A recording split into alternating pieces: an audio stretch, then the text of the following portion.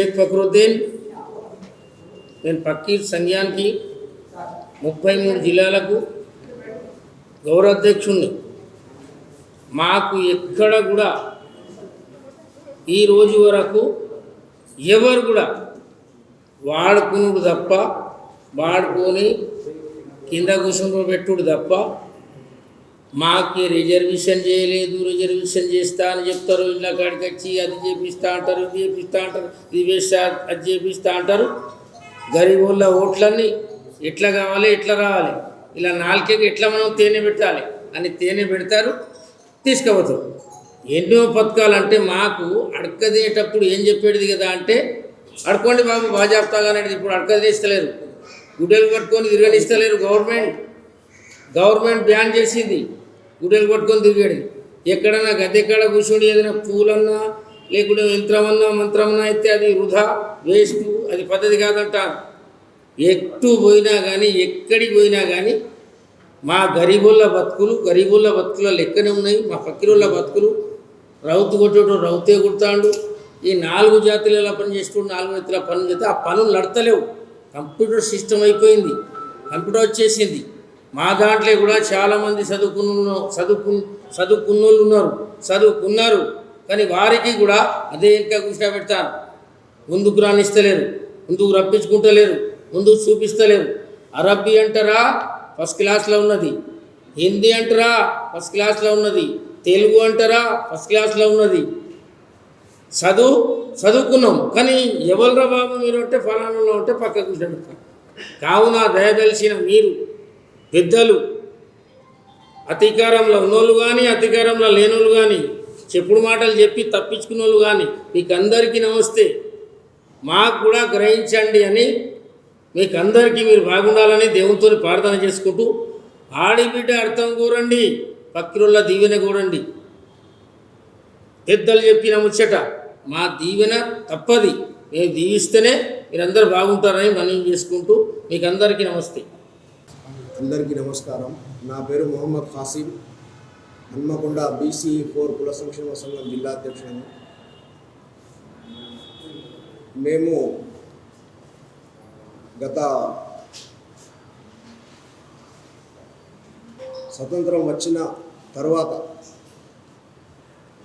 మా ఫకీర్ సంఘానికి కానీ, మా ఫకీర్ కులస్తులకు కానీ ఎలాంటి అభివృద్ధి కానీ, సంక్షేమ పథకాలు కానీ, మాకు నామినేటెడ్ పదవులు కానీ ఇలాంటి అసలు మాకు గుర్తింపు అనేదే లేకుండే.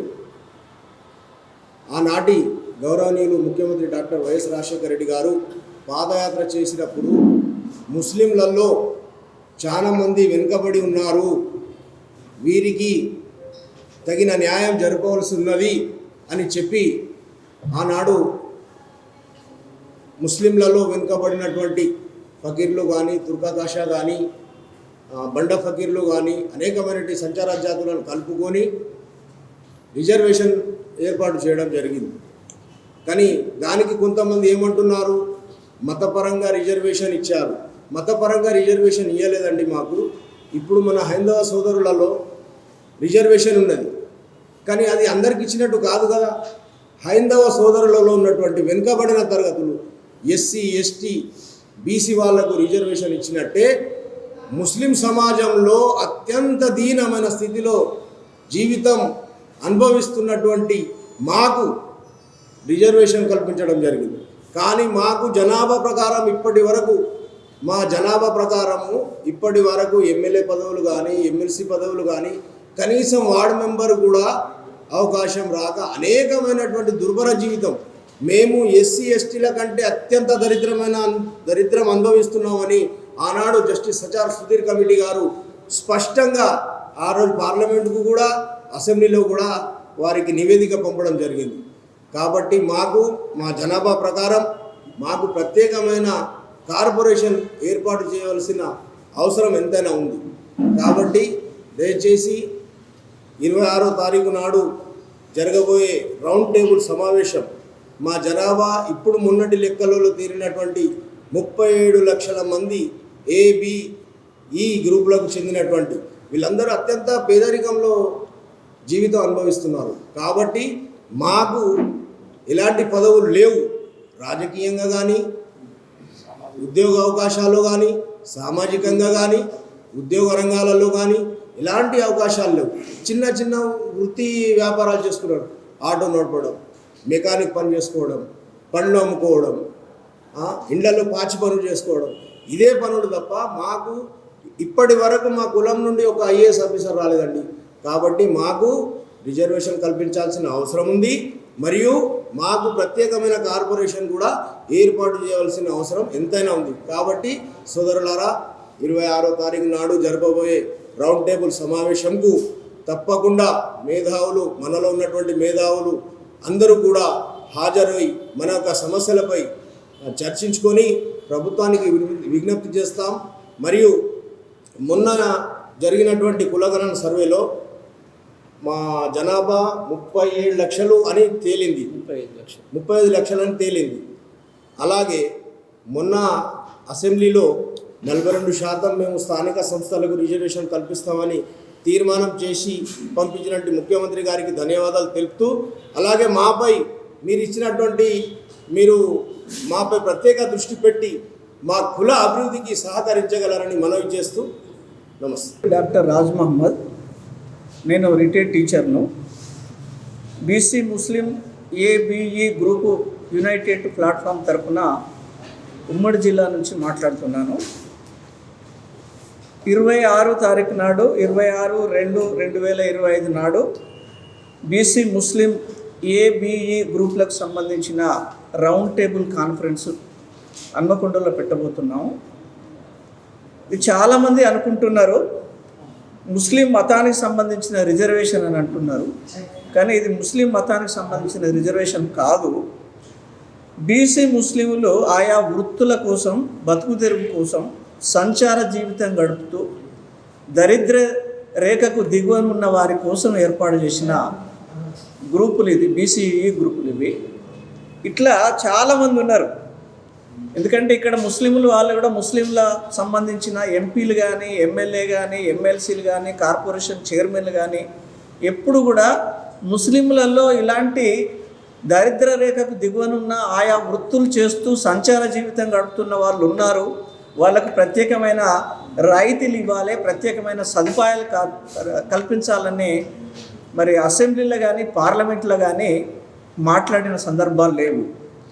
దాంతోపాటు మైనార్టీ అందరూ కూడా బీసీ ఏ గ్రూప్ వాళ్ళు కానీ, బి గ్రూప్ వాళ్ళు కానీ, ఈ గ్రూప్ వాళ్ళు కానీ మైనార్టీ స్టేటస్ ఉన్నా కూడా ఈ మైనార్టీకి సంబంధించిన సంక్షేమ పథకాలు ఏమీ అందలేదు.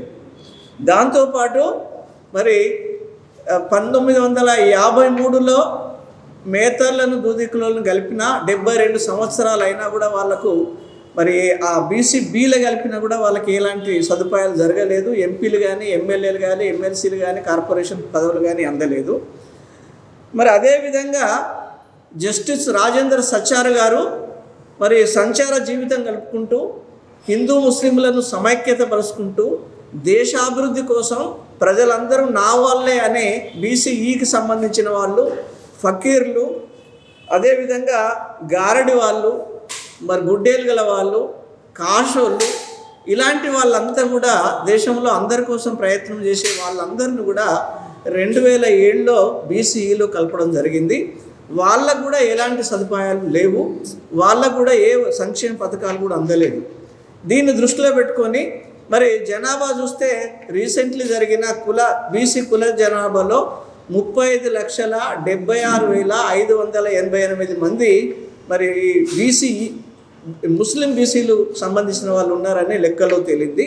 కానీ దాంతోపాటు సంచార జీవితం గడిపే గారెడోళ్ళు కానీ, ఫకీరోళ్ళు కానీ, బొంత ఫకీరోళ్ళు కానీ, గంట ఫకీరోళ్ళు కానీ, కాషోళ్ళు కానీ, గుడ్డేలుగులోళ్ళు కానీ వీళ్ళంతా సంచార జీవితం గడుపుతారు. వాళ్ళ లెక్కలోకి రాలేదు. వాళ్ళని కనుక కలిపితే మాకు 40 లక్షల పైగా మా నిష్పత్తి ఉంటుంది. ఈ నిష్పత్తి ప్రకారం మాకు కావాల్సిన రాయితీలు ఏమి అందలేదు. ఎక్కడ కూడా మాకు సరైన న్యాయం జరగలేదు. ప్రభుత్వానికి నివేదిస్తున్నాం మేము.